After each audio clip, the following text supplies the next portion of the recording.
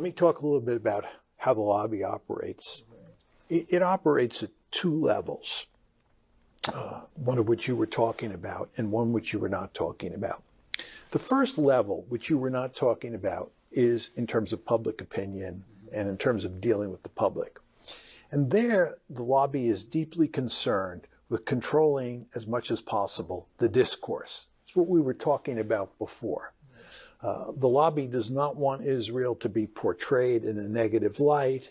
The lobby does not want much discussion of the lobby's role in American politics.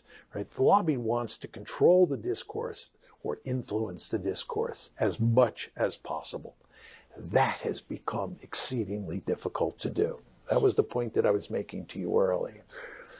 Second, and this is the second avenue of influence, the lobby is interested in making sure that policymakers inside Congress and inside the executive branch, and here we're talking not just about the White House, but also the State Department, the Defense Department, and so forth and so on, making sure those policymakers support Israel unconditionally. That word unconditionally cannot be underestimated. So the name of the game here is to influence those policymakers.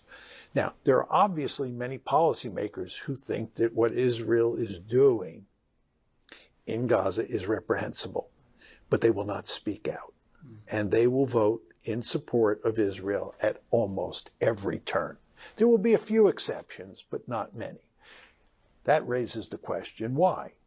And the answer is that in the United States, to get elected to office and to remain in office, campaign contributions matter enormously.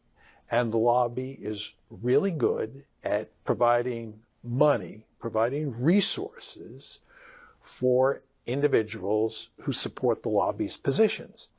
And anyone who doesn't support the lobby's positions will find him or herself being opposed by someone in the next primary or in the next, campaign by someone who supports Israel and who is getting a huge amount of money from pro-Israel sources.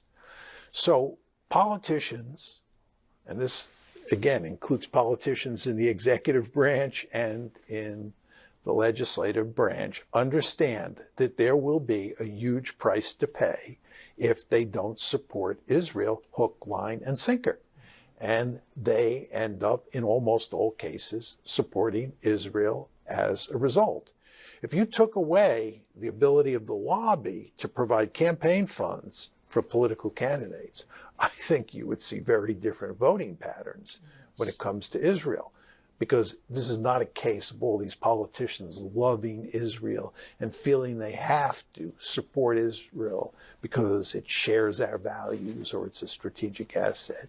They do it in good part out of fear that the lobby will put its crosshairs on them and defeat them for office.